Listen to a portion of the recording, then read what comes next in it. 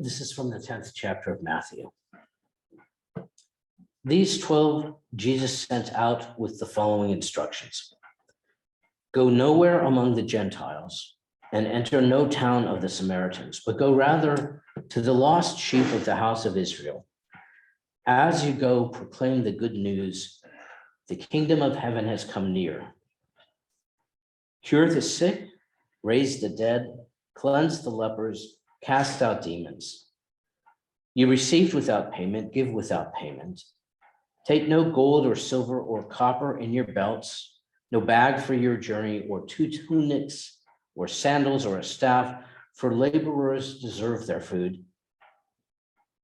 Whatever town or village you enter, find out who in it is worthy, and stay there until you leave. This past week, I have been collaborating with a friend of mine, Michael Sherman, the pastor at Muncie Friends Meeting, on an article for Quaker Life about the wooden bowls that he turns on his lathe. And Michael's specialty, in a way, is to turn wood which has been distressed in some way. It has been broken, or parts of it have died, and there are hollows in it, or multiple branches have intersected in one place so that the grain goes in every different direction, sometimes in 5 different directions at once. And some of what Michael has to say about these bowls has to do in a convoluted way with what the kingdom of God is like. I've heard him talk about this several times, and he mentions this passage about the kingdom of God has come near. And I thought it would be easy to find that biblical passage, but I'm not sure I actually found it. I do think it is this one with which I began, but I'm going to have to quiz him more about that later. Anyway, what he says about this idea that the kingdom of God is at hand, or the kingdom of God has come near, is when Jesus is asked in Matthew what the gospel is, he answers with, the kingdom of God is at hand. There are some vagaries in the translation. It could mean lots of things. It could mean that the kingdom of God is present. It could mean that the kingdom of God is available, that you can reach out and grasp it. The literal translation is that the kingdom of God is at the end of your fingertips. What that means is that in any moment and experience, that any kind of reaching out for the presence, the reality, the experience of God is available. So when you think then about the kingdom of God being at hand, it means that I am responsible for the indwelling of the presence of Christ within my arm reach. I am in charge of this kingdom. And however much it represents the spirit or presence or reality of the fruits of the spirit, that's my responsibility. Other people, anyone else, also has their own little kingdom, and they're responsible for its maintenance and for the presence of God and the presence of Christ inside that. Then in exchange with one another, we create, we identify, we experience God as we interact. God is the thing between us. In a marriage where there is love, the presence of God is that love.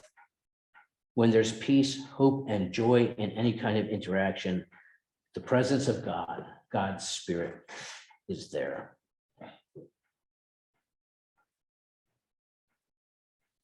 So I've been thinking especially about Michael's idea that the kingdom of God is at our fingertips, that the kingdom of God is available in what happens between us.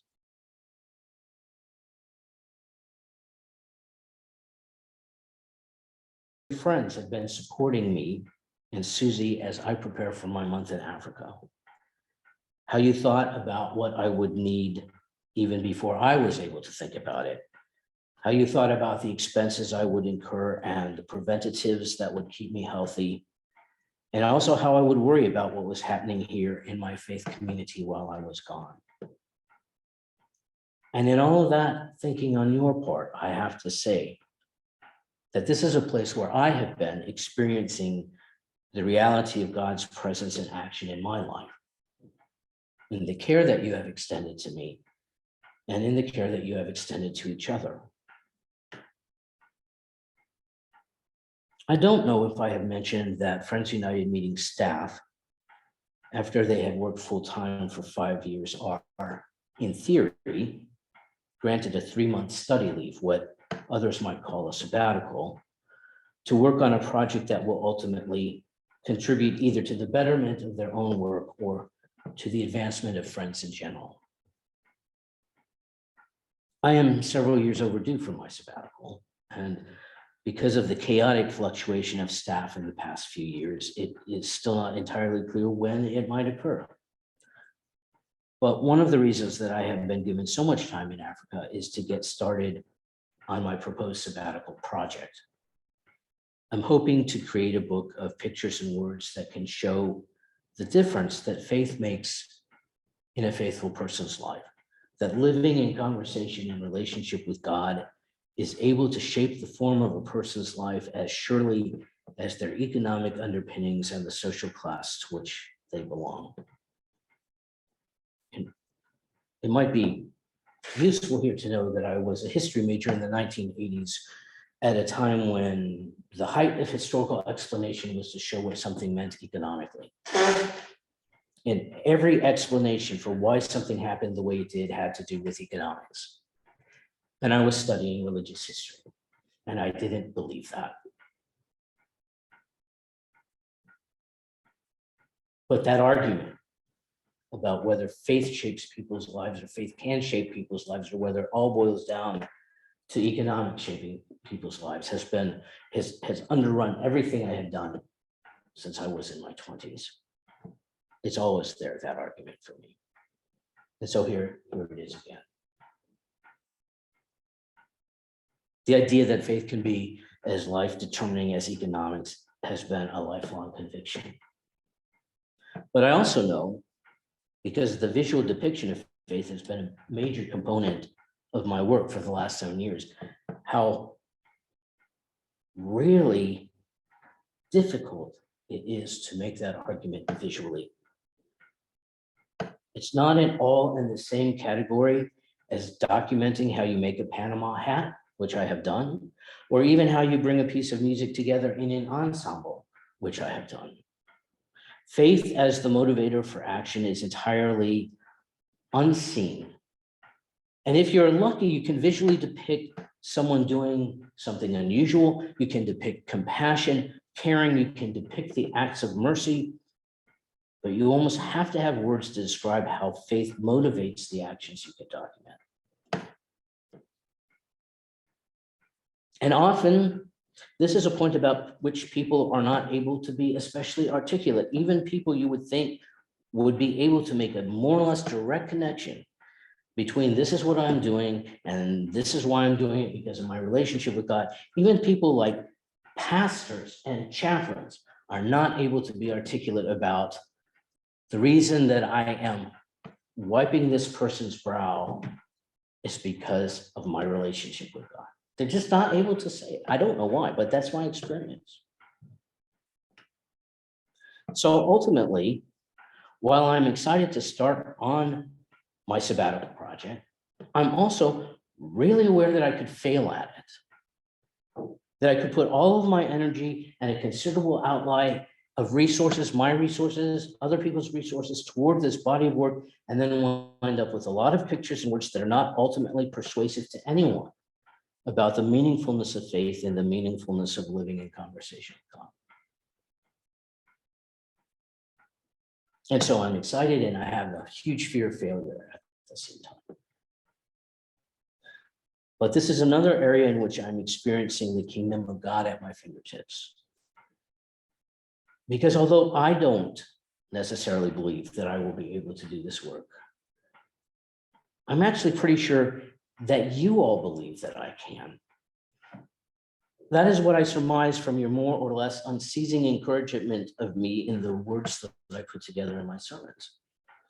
And as any parent or teacher or spouse or best friend knows, we human beings often live up to or down to what is expected of us. Now I have a feeling, not usually a thought, but a feeling, that if you think I can do something meaningful through my time in Africa, that I probably can. And that degree of encouragement, that support for my particular gifts is what I am building on as I prepare in my mind and in my heart for this trip.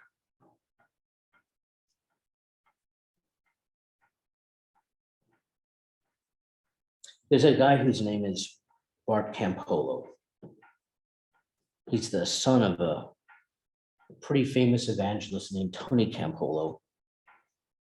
Part of what makes Tony Campolo famous is that he's a Mennonite evangelist, and there are not a lot of those. And Bart grew up in a very evangelical setting. As a young man, he created some programs for young adults to experience life in the inner city as part of a ministry year. He really grew up in that culture. And then he began to move away from it. And in the time when I was campus minister at Wilmington College, he was living in Cincinnati as part of an intentional community, more or less trying to practice what it would be like to love your neighbors in a poor neighborhood without trying to help them in the sense of making them change.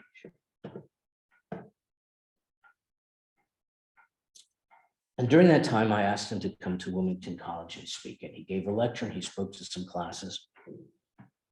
I sat in on one of the classes. It was one of Michael Snar's classes. Most of the people in that class had the same kind of evangelical background that he had. And they asked him what church he went to. He said, I don't go to church right now. We have services in our intentional community. He said, but honestly, where I am in my life right now, I don't feel that I need church.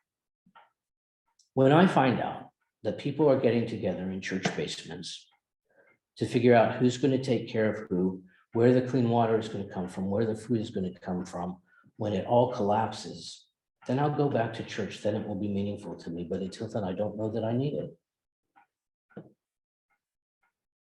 I understood what he meant. This was just a few years after Hurricane Katrina, and I think most of us were appalled at what seemed to be the complete and utter collapse of New Orleans in the wake of that. But when I told my friends who were Quakers about what he had said, none of them knew what he meant. They could not see this imminent collapse he was talking about. They couldn't figure out what he meant about having to figure out who was going to care for who.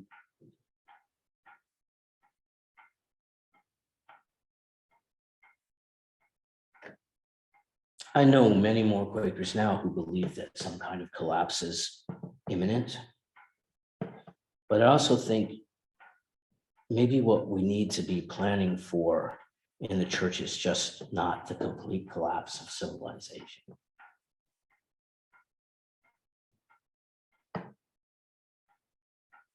Maybe what we need to pay most attention to is the daily encouragement and uplift of our members. Holding up as a mirror to them both the best of who they are, of who we are, and also lovingly pointing out, for lack of better words, when they are less than optimum.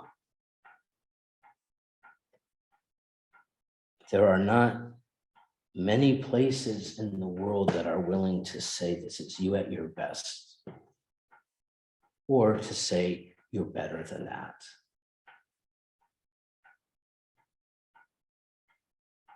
Maybe civilization doesn't have to collapse.